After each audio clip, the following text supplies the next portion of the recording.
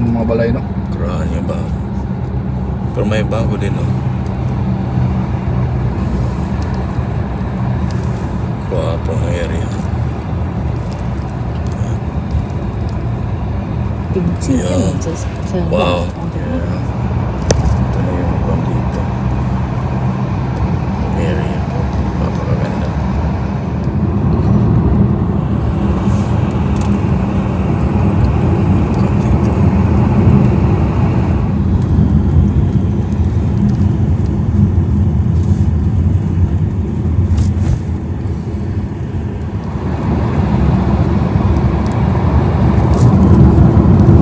Kung i-right pata, dito to ipambak ni Tom Cruise ang iyang motor Tong sa Olison. Olison. Katong- Kunay pa tong kwan, tong pulpit truck. Pa ba to? Lahi Dahil siya. sa pulpit truck.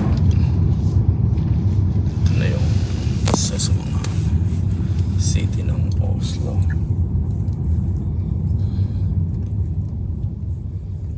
Ito tayo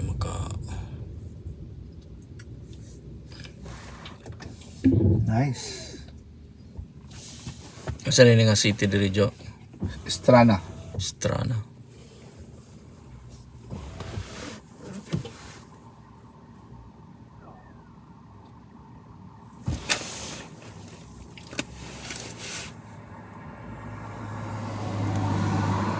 Pila to rin na, di din yung maoba.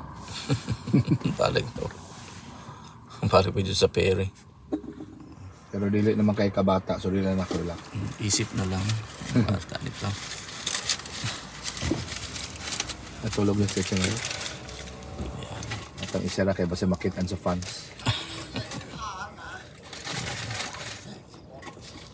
Yan daw.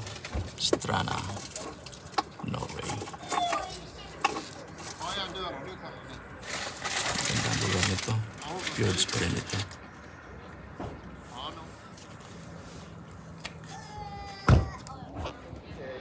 Ito yung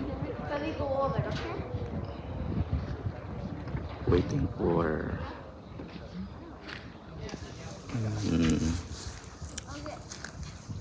ferry boat. We have to cross again going that direction. Ganda dito. Hvis dere detter i sjøen, så kommer vi bare til å hive sånn bøyle på dere. Og så bak i ferga, så drar ferga dere på. Det er stiger på andre siden dere kan klatre opp. Naka fall in line na yung mga sasakyan.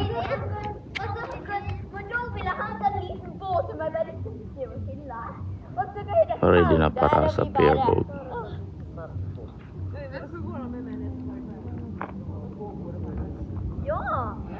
Doon na din daw.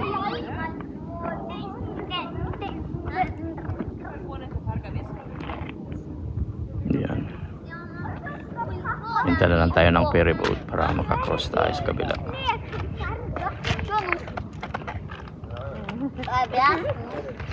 Karoline!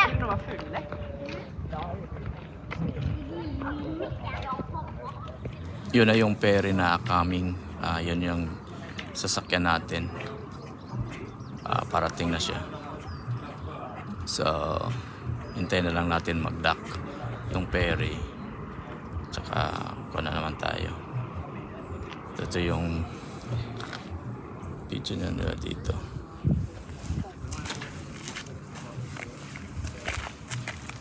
Yan. Picture. Ay, kagwapo. Nej, no, bara enda hemma och så drar vi igen till Beranger, Strin och Flom och tillbaka på lördag. So, naka-cross na tayo ng Alison. Strada. Alis na tayo. Dali lang pala 20 minutes. Tsaka wala hassle dito. 3 minutes lang ang sasakyan. May naman maghihintay din. Ito mo yung Strada.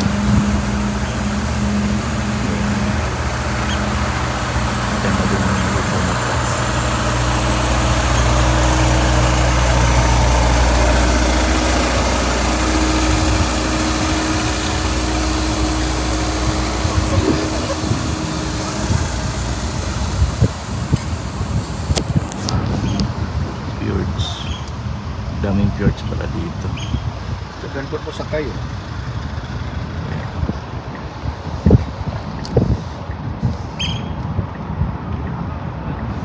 Strana tayo. Ito na yung Strana na city.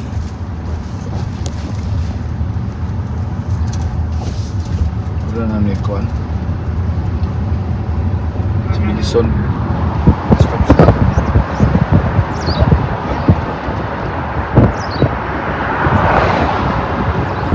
Yes. Hotel din dito. Tek.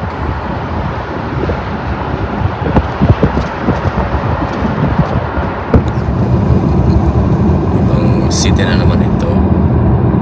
Dito sa Norway. Yung magandang bahay. Iba't ibang kulay ng bahay nila dito. Ganda yung farm area nila dito. May mga barns. Tsaka may mga kabayan. Yan, kabayan. Daming kalero din. Oh. Yan. Go ahead. Saman. 10-4 in traffic. Canada Airport must stay in the heading to sa safe campsite for the duration of the 4 days. 2 days, 2 nights. 2 nights lang. Bari karong gabi o ugma sa gabi. Camping pala dito. Okay, copy that. May mga camping pala Then dito. i-try na to karon pag labay na to sa Mahiliseld kung napay time. Siguro we can spare 15 to 20 minutes.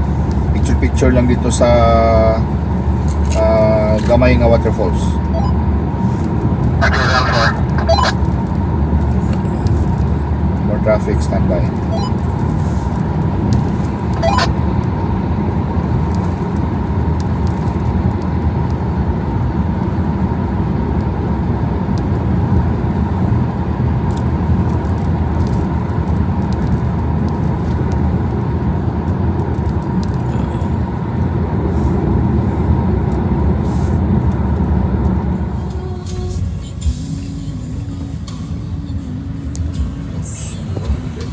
Lagi, hindi pa tayo nakakaano eh.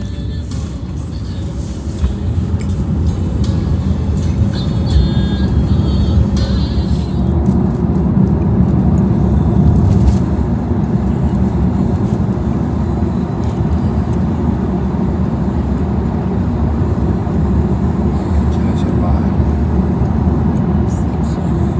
Di ba man? Manok man ang nakalagay. Walang plus. Meron plus. San Pedro siguro may manok sa taas. Patron.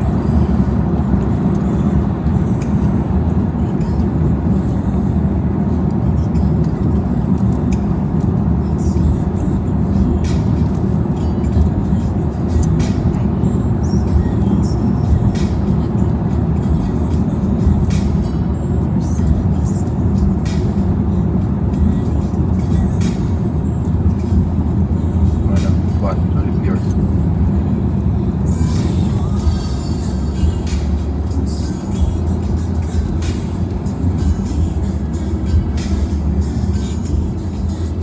Tahimik ikaw eh. Tulog na mga tao. Why expect?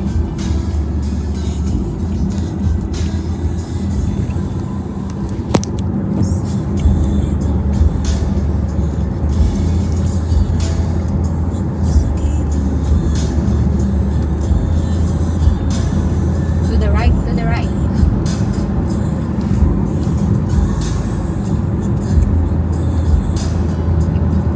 Absorb center. Anong center? Observe. Strawberry. Strawberry or something.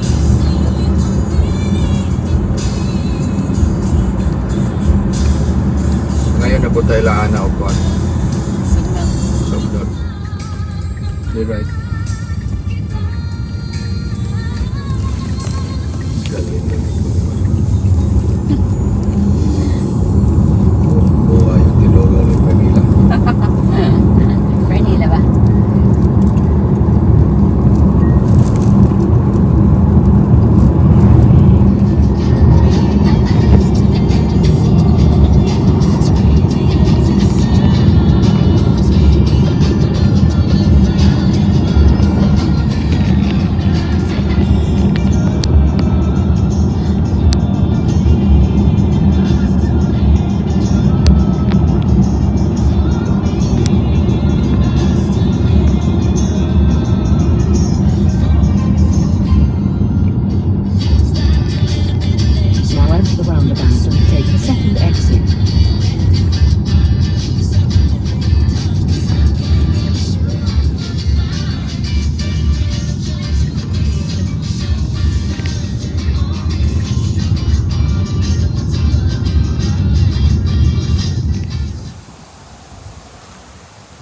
isa ito sa mga syudad ng Norway. Allison, I guess, Allison or pangalan nito. Pero napakaganda. Malamig siya kasi gabi na dito. The size na ng gabi.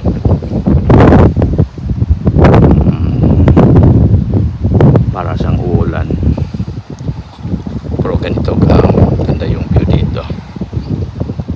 Napakaganda. Yung bukirin dito. Ayan. Magaganda. Maganda naman. Meron silang sapa. Meron silang river. Maganda. Ayan. Ganda din yung mga bahay dito. Kaso ayun na, wala kang magkita. Wala nang tao dito yata. Ayan. Dito na kami sa Grita. Ito yung campsite namin. Gritaos, Norway. Tent kami ng tent. Mag-build ka ng tent. So ito yung campsite. Daming tao.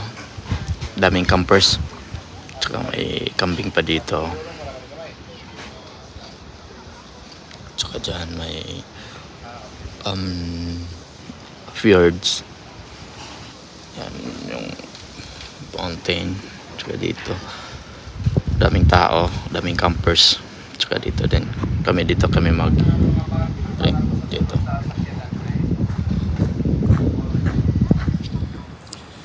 Good morning, Grady, in Norway.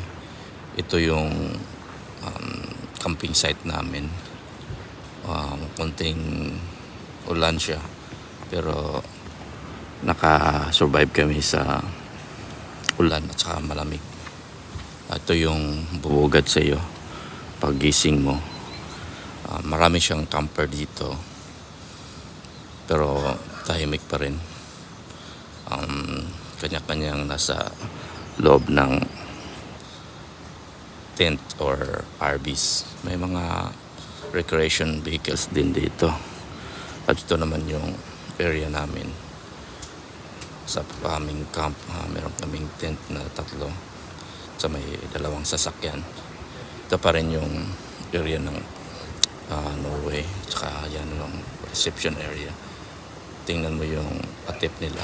May mga damo-damo na nilalagay.